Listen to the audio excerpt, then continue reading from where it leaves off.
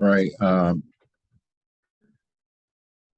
CDL manual section 5.1.15 parking brake controls. So in newer vehicles with air brakes, you put on the parking brakes using a diamond shaped yellow knob, full knob, control, it's a control knob. Okay. You pull the knob out to put the brakes, spring brakes on and put it in to release them. So you'll push in the knobs to release the brakes. Okay. And that terminology for releasing your brakes is important when it comes to adjusting your push rod on the brake system. Okay. All right. So moving on now. So on older vehicles, the parking brakes may be controlled by a lever using the parking brake. Use the parking brakes whenever you park. Okay. If the system runs out of air, the parking brakes should keep the vehicle from moving. Okay. They're activated by springs. They use mechanical force. Okay. And when the vehicle's traveling down the road, air overrides that mechanical force. So, all right.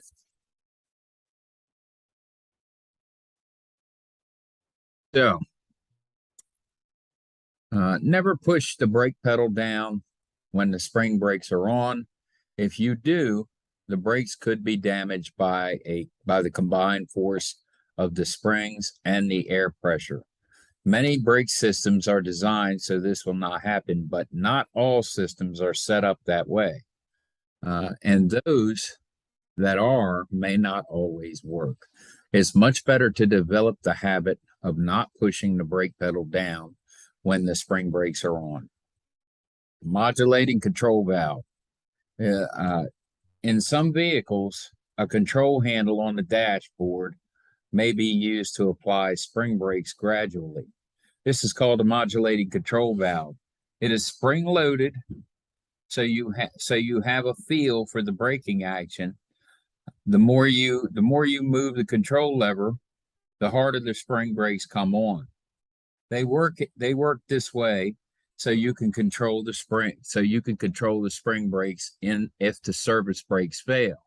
When parking, when parking a vehicle with a modulating control valve, move the lever as far as it will go and hold it in place with a locking device. Dual parking control valves. When main air pressure is lost, the spring brakes come on. Some vehicles, such as buses, have separate air tanks which can be used to release the spring brakes. This is so you can move the vehicle for a short distance or in the case of an emergency. One of the valves is a push-pull type and is used to put on the spring brakes for parking.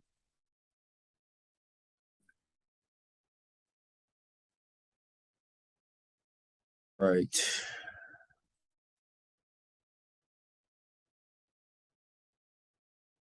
Okay, so all right. Um, Eat it when you lose your spot. Okay, so I'll just start reading the modulating control valve again. Okay. In some vehicles, a control handle on the dashboard may be used to apply the spring brakes gradually. This is called a modulating control valve. It is spring loaded, so you have a feel for the braking action. The more you move the more you move the control lever, the harder the spring brakes come on. They work this way so you can control the spring brakes. If the service brake fails, when parking a vehicle with a modulating control valve, move the lever as far as it will go and hold it in place with the locking device. Dual parking control valves. When main air pressure is lost, the spring brakes come on. Some vehicles, such as buses, have a separate air tank which can be used to release the spring brakes This is so you can move the vehicle for a short distance in the case of an emergency. One of the valves is a push-pull type and is used to put on the spring brakes for the parking. The other valve is spring-loaded in the out position. When you push the control in, air from a separate air tank releases the spring brakes so you can move. When you release the button, the spring brakes come on again. There is only enough air in the separate tank to do this a few times. Therefore, plan carefully when moving, otherwise you may be stopped in a dangerous location when the separate air supply runs out. Okay, anti-lock braking system. Truck tractors with air brakes built on or after March 1st, 1997, and other air brake vehicles, trucks, buses, trailers, and converter dollies built on or after March 1st, 1998 are required to be equipped with anti-lock brakes. Many commercial vehicles built before these dates have been voluntarily equipped with ABS.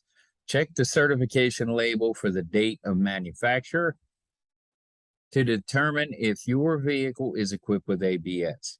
ABS is a computerized system that keeps your wheels from locking up during hard braking applications.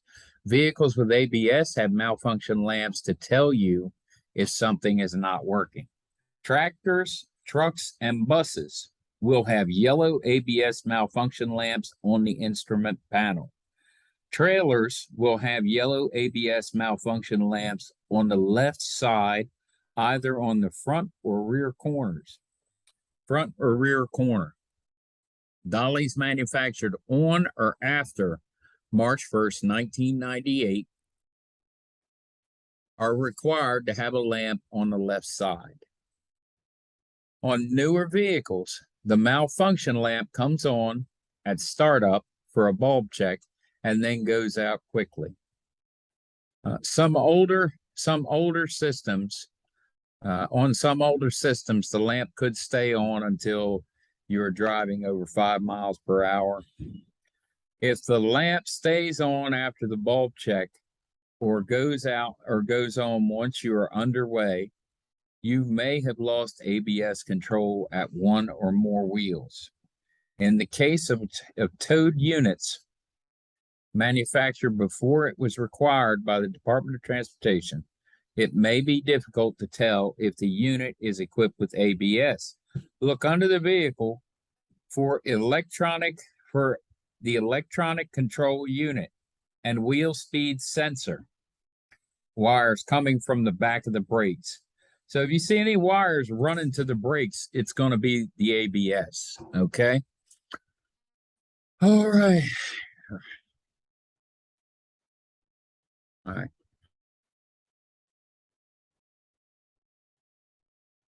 Okay. ABS is an addition to your normal brakes. Let's see. ABS is an addition to your normal brakes. It does not decrease or increase your normal braking capability. ABS only activates when wheels are about to lock up.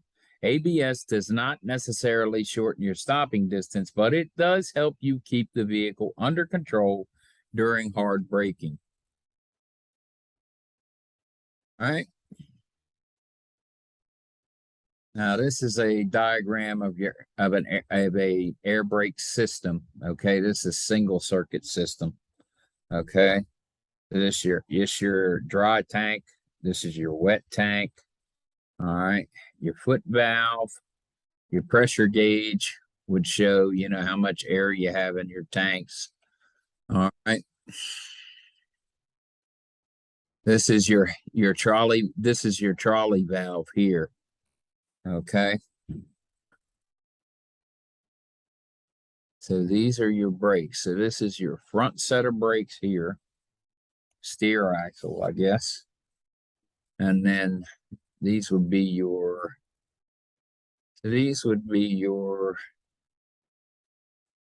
based on what I'm seeing, the diagram's kind of funky, but so these would be your drive brakes, I'm guessing. All right. And then this is your trailer stuff here. So this diagram isn't laid out in the shape of the truck. Okay. It just gives you an idea of the system parts and components. All right. And typically all these trailers are going to have one or two air tanks on them also. You know, this shows one. All right. Okie dokie. Dual air brake systems. Most heavy-duty vehicles use dual air brake systems for safety. A dual air brake system has two separate air brake systems which use a single set of brake controls. Each system has its own air tanks, hoses, lines, etc. One system typically operates the regular brakes on the rear axle or axles. The other system operates the regular brakes on the front axle. Okay.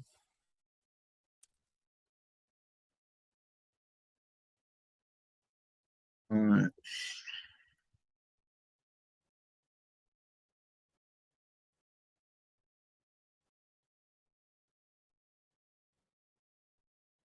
I just start over there. Okay, 5.2 dual air brake systems. All right. Most heavy duty vehicles use dual air brake systems for safety. A dual air brake system has two separate air brake systems which use a single set of brake controls. Each system has its own tank, hoses, lines, etc. One system typically operates the regular brakes on the rear axle or axles. The other system operates the regular brakes on the front axle and possibly on the one rear axle. Both systems supply air to the trailer, if there is one. First system is called the primary system. The other is called the secondary system. And in figure 5.4, okay, we'll go back up here again, taking a look at it. So they got your primary system. Let's see here. So they've got, seem to be,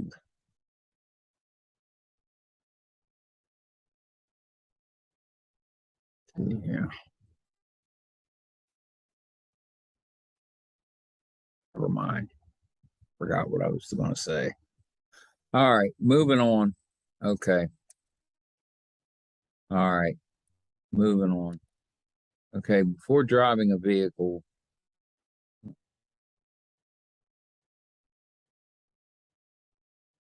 with dual air system, allow time for the air compressor to build to a minimum of 100 psi in both the primary and secondary systems. Which, watch the primary and secondary air pressure gauges or needles. If the system has two needles and one gauge, pay attention to the low air pressure warning light and buzzer. The warning light and buzzer should shut off when air pressure in both systems rises to a value set by the manufacturer. This value must be greater than 60 psi. The warning light and buzzer should come on before the air pressure drops below 60 psi in either system. If this happens while driving, you should not stop right away. The safety part and you should stop right away and safely park the vehicle. If one air system is very low on pressure, either the front or rear brakes will not be operating fully. This means it will take you longer to stop. It means it'll take you longer to stop, bring the vehicle to a safe stop, and have the air brake system fixed. Inspecting air brakes. You should use the basic 7-step method when inspecting a 7-step inspection procedure described in section 2, which we've already went over, to inspect your vehicle.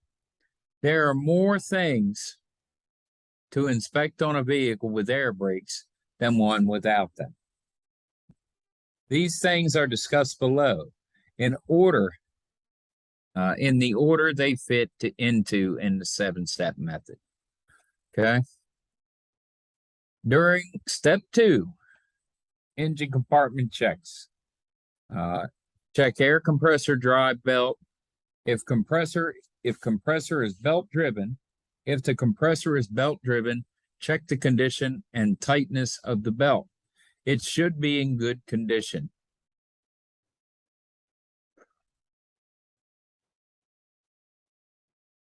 During the step 5, walk around inspections, slack adjusters on S-cam brakes, check slack adjusters on S-cam brakes. Park on level ground and chock the wheels to prevent the vehicle from moving. Release the parking brakes so you can move the slack adjusters. Use gloves and pull hard on each slack adjuster that you can reach. If a slack adjuster moves more than about an inch where the push rod attaches to it, it probably needs adjustment. Adjust it or have it adjusted. Vehicles with too much brake slack can be very hard to stop. Out of adjustment brakes are more common, out of adjustment brakes are the most common problem found in roadside inspections. Be safe, check the slack adjusters. Now, if your company or you're an owner operator, if they certify you to adjust your brakes, then they'll expect you to adjust your brakes. But in a lot of cases, companies will not want their drivers messing with brakes, okay, if they're not qualified to do it. I worked for a company that gave me a class, and they gave me a certification card one time to adjust brakes. And so I'd adjust my own brakes. And then, and back in them days, we wouldn't check brakes. We would just adjust brakes. Okay, so what we'd do is chock the wheels. I would chock my wheels so the vehicle couldn't roll forward or backward. Then I'll push in both valves. And I get a creeper, climb up underneath roll up under the truck, tighten the slack adjusters down all the way, then back them off a half a turn. All your brakes are in adjustment if you do that on each brake, but you got to chock your wheels because that truck will run over you. I'm not suggesting that you do that, okay? Your company would have to certify you to do that, all right? So if you want to take a class or something and get certified to do that, then that's up to you. But I'm just telling you, that's what I had to do back, when I was driving. All right. So all vehicles built since 1994 have automatic slack adjusters. Even though automatic slack adjusters adjust themselves during full brake applications, they must be checked. Automatic slack adjusters should not have to be manually adjusted except when performing maintenance on the brakes and during installation of the slack adjusters. In a vehicle equipped with automatic slack adjusters, when the pushrod stroke exceeds the legal brake limit, it is an indication that a mechanical problem exists in the adjuster itself, a problem with the related foundation brake components, or the adjuster was improperly installed. The manual adjustment of the automatic adjuster to bring a brake push rod stroke within legal limits is generally masking a mechanical problem and not fixing it.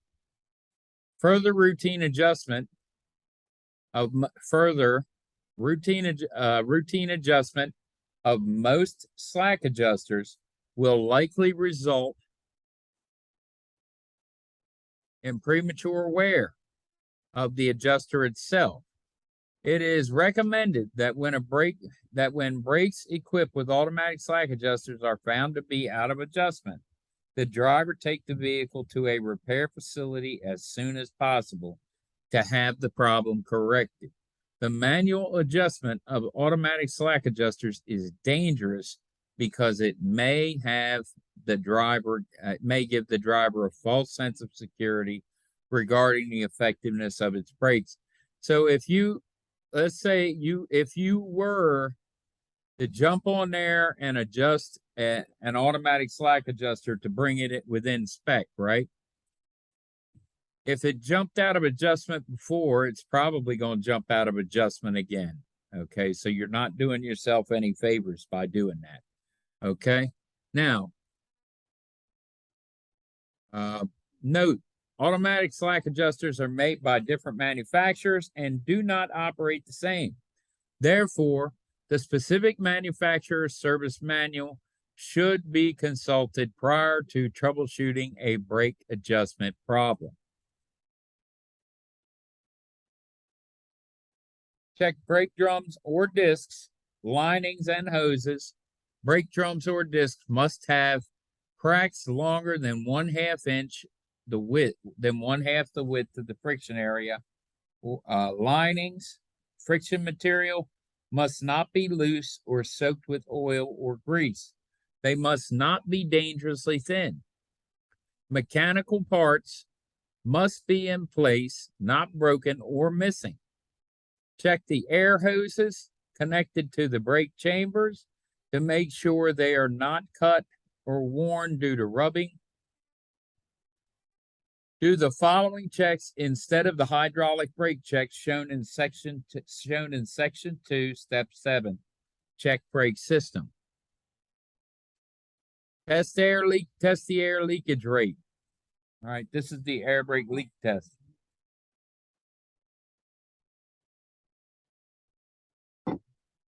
This will be an exercise, a test that you do on your pre-trip inspection.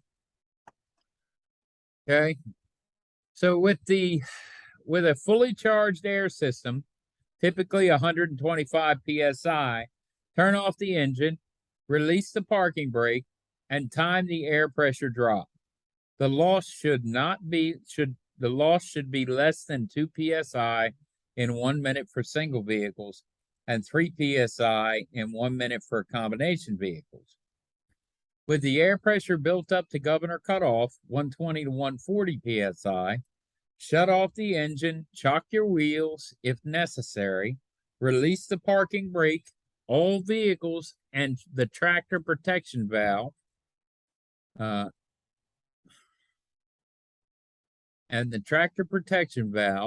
combination vehicles, and fully apply the foot brake. Hold the foot brake for 1 minute.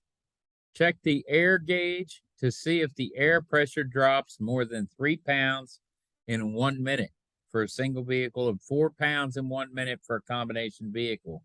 If the air pressure drops more than 3 psi in 1 minute for a single vehicle, or more than 4 psi in 1 minute for combination vehicles, which is the air loss rate is too much. Check for air leaks and fix before driving the vehicle. Otherwise, you could lose your brakes while driving. Okay, so if you were testing just the tractor, you're looking for no more than 3 seconds or 3 psi in 60 seconds. Okay. If you're testing a combination vehicle, let's say you're testing a B-class bus, you're looking for 3 psi in 1 minute. Okay. If you're testing a tractor trailer, you're looking for 4 psi in 1 minute. All right. Now you're going to test your low air pressure warning signals. Okay, shut the engine off when you have enough air pressure so the low air pressure warning signal is not on. Turn the electrical power on and step on and off the brake pedal to reduce air tank pressure. The low air pressure warning signal must come on before the pressure drops to less than 60 psi in the air tank, or with the lowest air pressure in dual air systems. Okay, if the warning signal does not work, you could lose air pressure and you would not know it. This could cause sudden emergency braking in a single circuit air system. In dual systems, stopping distance will be increased. Only limited braking can be done before the spring brakes come on. All right. Now, check that the spring brakes come on automatically.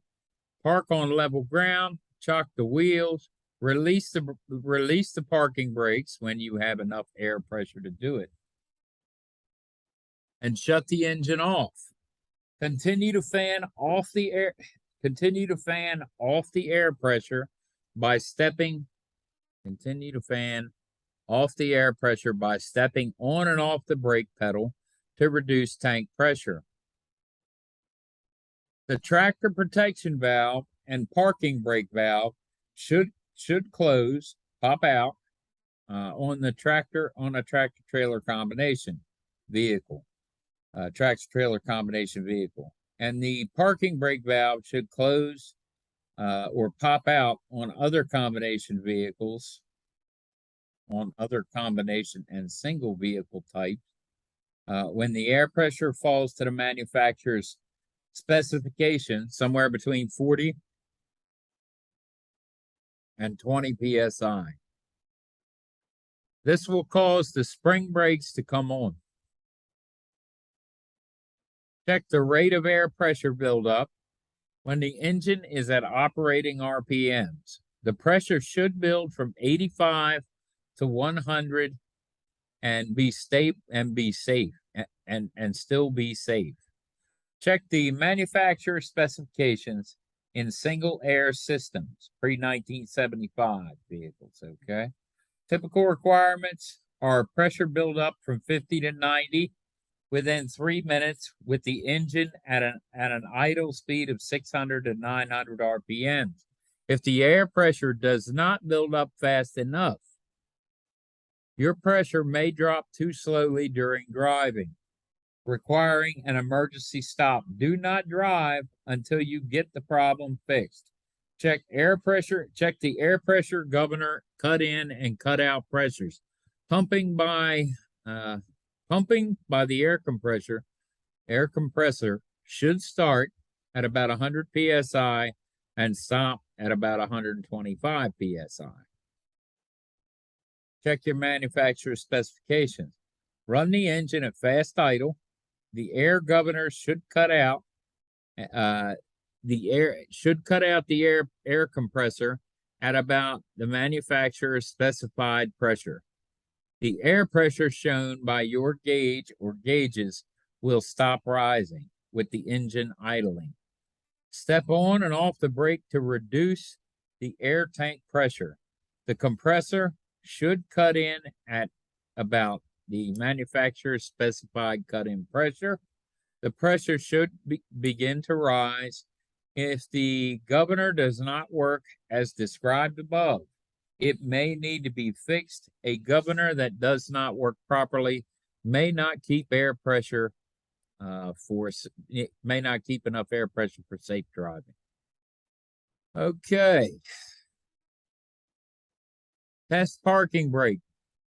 Stop the vehicle, put the parking brake on, and gently pull against it in low gear to test that the parking brake will hold. Test the service brakes. Wait for the normal air pressure to release. Wait for normal air pressure to release. Wait for normal air pressure. Release the brake. Move the vehicle forward slowly, about 5 miles per hour, and apply the brakes firmly using the brake pedal. Note, any vehicle pulling to one side, unusual feel or delayed stopping action. This test may show your problems. This test may show you problems which you otherwise would not know about until you needed brakes on the road. Okay, so take care of your brakes, guys. Okay, make sure they're adjusted correctly before you take off. That tug test that we talked about is a great way to kind of check the adjustment of your brakes before you take off. All right, so when you hook up to when you get in your vehicle, your brakes will be on. Now, if you're driving a B-class bus, you'll build your air pressure up, and you'll leave your brakes on, and you'll put your bus in gear, and you'll pull against your brakes. Okay. If you're driving a combination vehicle, you'll start your truck up. You will push in the red valve, releasing the trailer brakes, and you'll pull against the tractor brakes. If the vehicle doesn't move, you feel the resistance. That means it's working. You'll pop the red valve back out, and then you'll push in. You will push in the yellow valve. Or wait a second. All right. So when you're testing the trailer brakes, you're pushing in the yellow tractor brake. When you're testing the tractor brake, you're pushing in the red trailer brake. Okay. Sometimes it's easier if you just stick with the colors, right? But you'll say, okay, I want to test my tractor brake. Okay, first I'm pushing the red, put it in gear, accelerate, give it a little bit of gas, felt the resistance, pop out the red, push in the yellow, give it a little gas, feel the resistance. That means trailer brakes are working properly. All right, and then pop the yellow back out. Sometimes it's easier just to stick to ketchup and mustard, but it's all right. By the time you guys test, you should have this down, memorized by heart. Okay, so you should be fine. All right. Okay.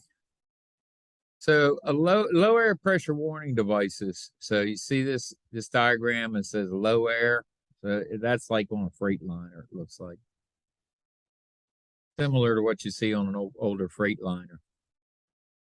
Now, this is a low air pressure warning device, and I haven't, honestly, I've never, in all the trucks I've driven, I've never seen this. I think these are probably on buses more than they are on trucks.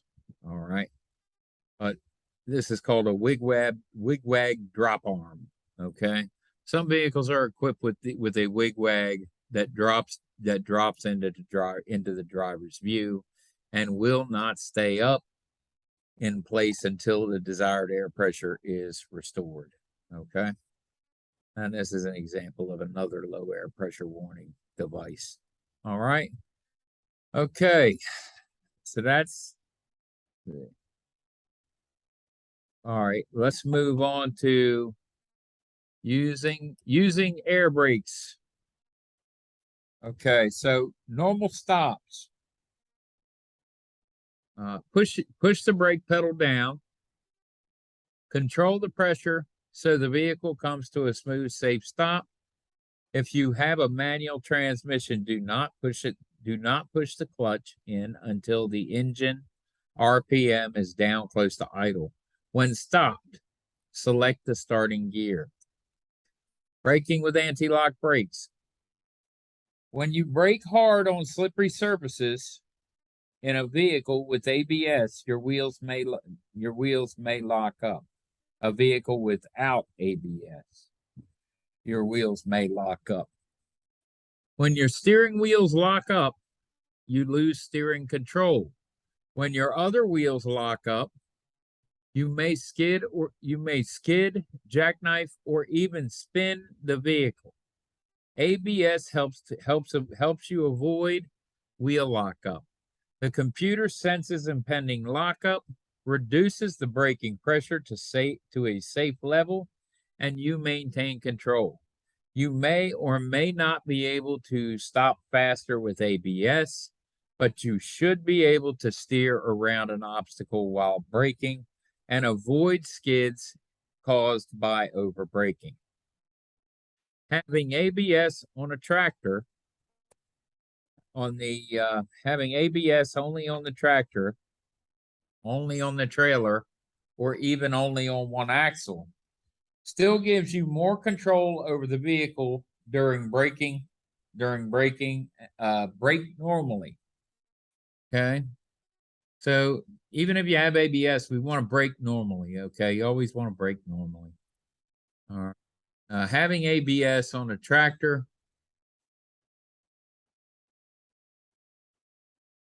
Let's see. When only the tractor has ABS, you should be able to maintain control of the steering, and there is less chance of jackknifing. But keep your eye on the trailer and let up on the brakes if you can safely do so.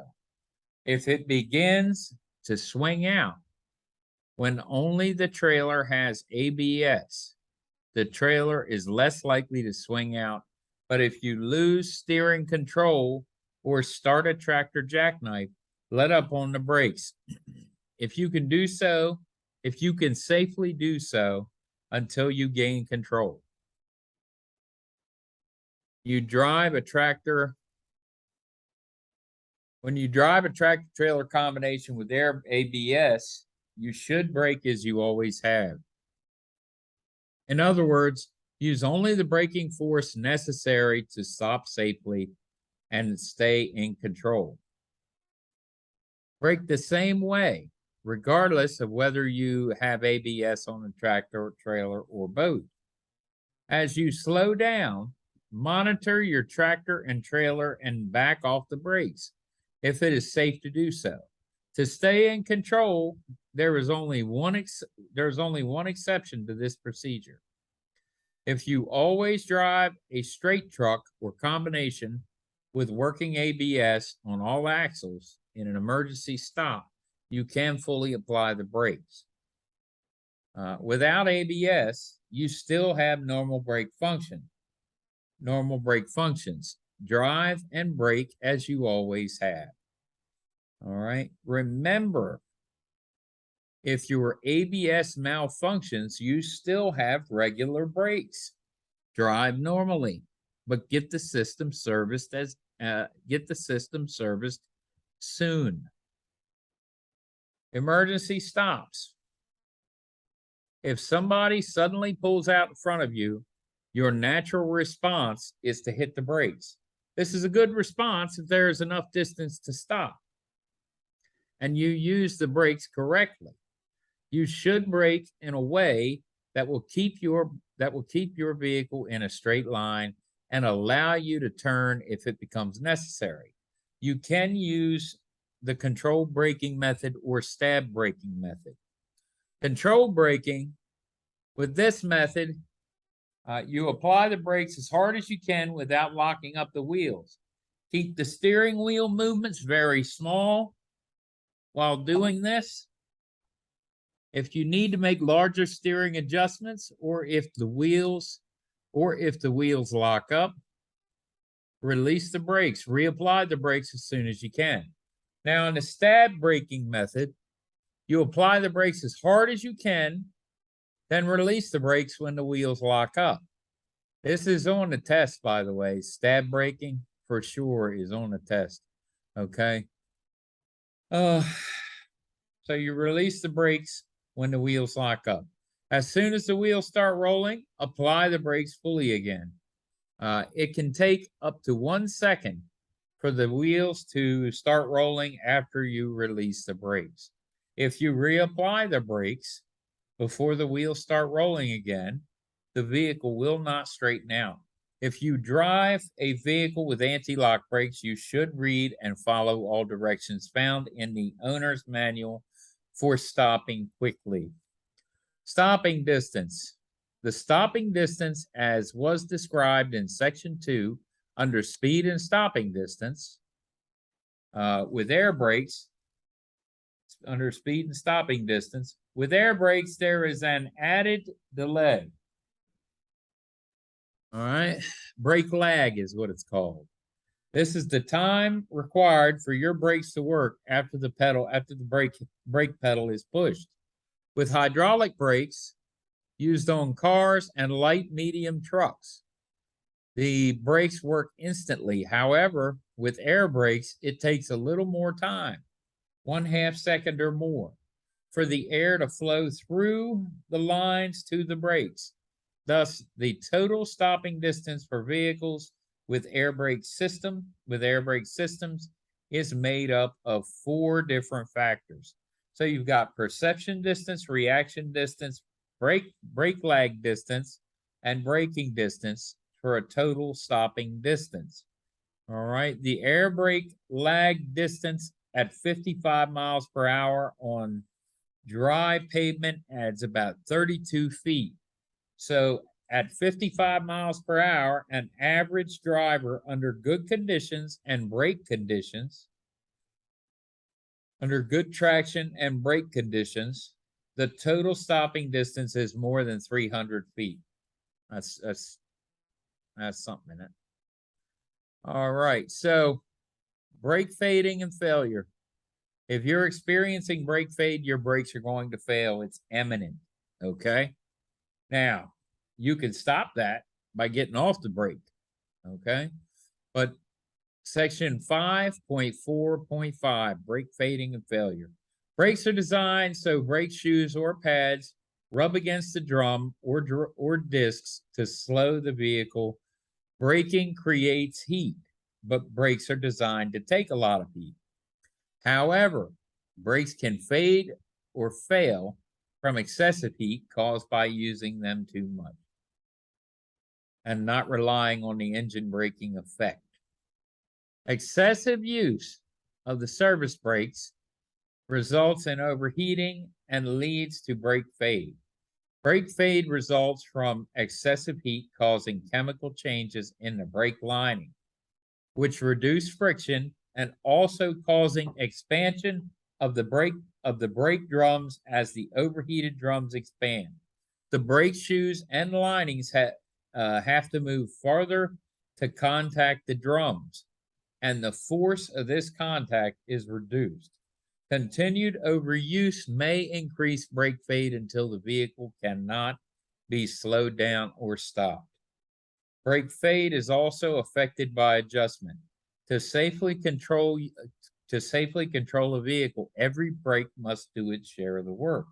Brakes out of adjustment will stop doing their share long before those in adjustment. The other brakes can then overheat and fade, and there will not be enough braking available to control the vehicle or vehicles. Brakes can get out of adjustment quickly, especially when they're hot. Therefore, check brake adjustment often. Proper snub braking technique. Remember, the use of brakes on a long or steep downgrade is only a supplement to the braking effect of the engine. Once the vehicle is in the proper low gear, the following is the proper braking technique.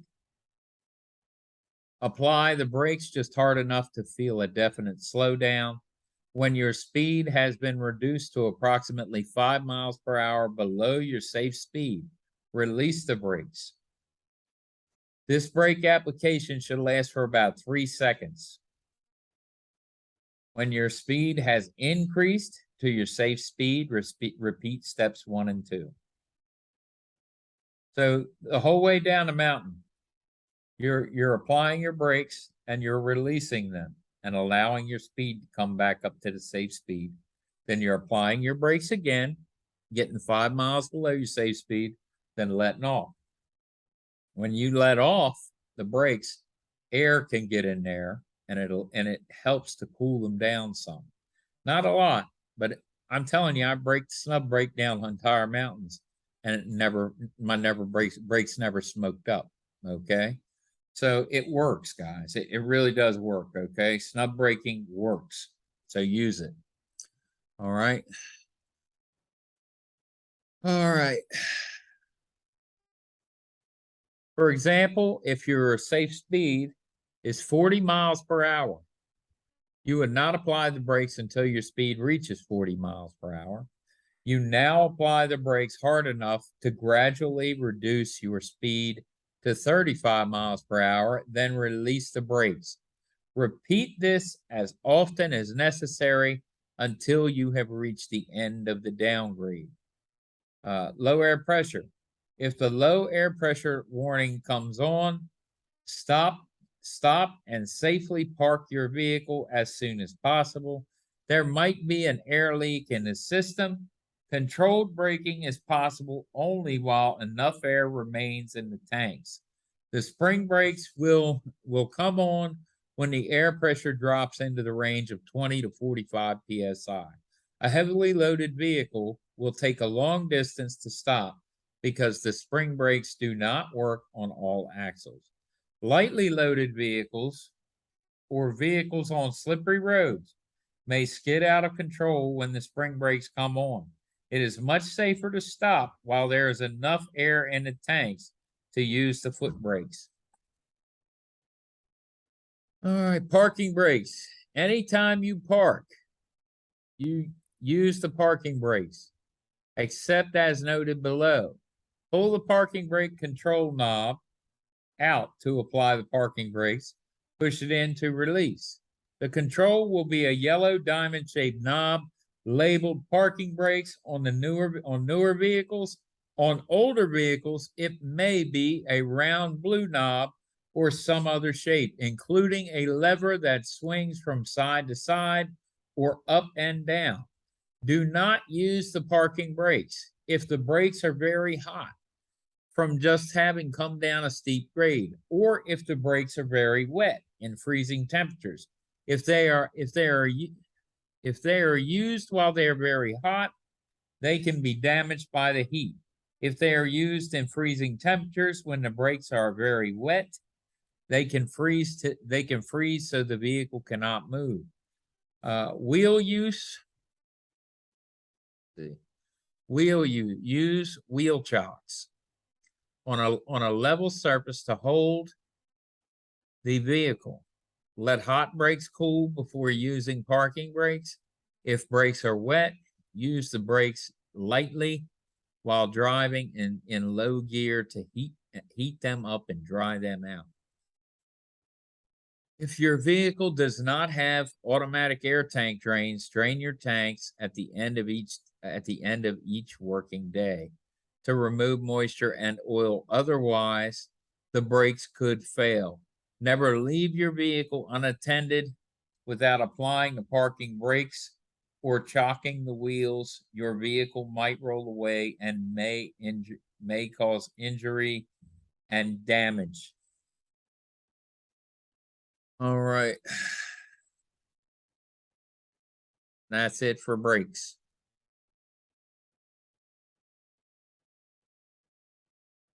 For now.